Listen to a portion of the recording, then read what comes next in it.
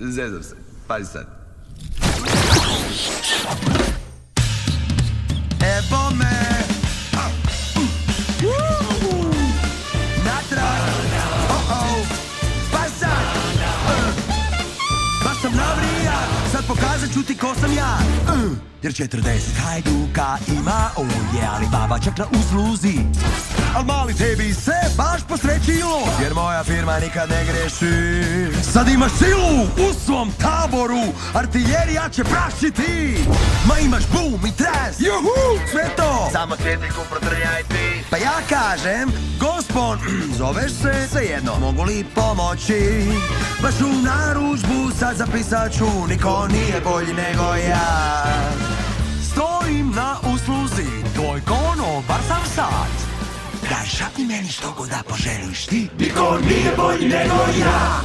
Deviza nam je uspjeh, ti si šef, naš kralj, naš car. Naruči sad, što god, ma daj, jel može jedna baklavica? Uzmi par krpica, sad od duška si daj. Ma stari, želim pomoći, niko nije bolji nego ja.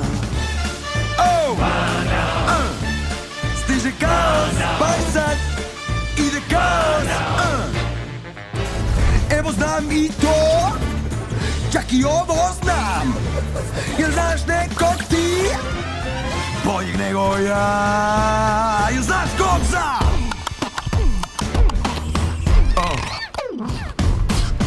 Ja sam duh iz svjetiljke, volim rap i ples, reci kad i tres. Što si se zbunio, ja ću probleme tvoje riješit sve. Jer imam pečat, potpis, potvrde, predaj meni svoje poslove. Svima ću pomoći jer tip sam takav ja, pa reci sad što trebao bi ti.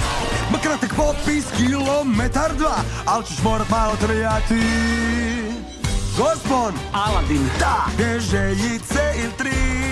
Nemoj brinut se, duh sredi sve. Boljeg nema nego ja, nema nego ja. Boljeg nema nego ja, nema nego ja. Boljeg nema nego što sam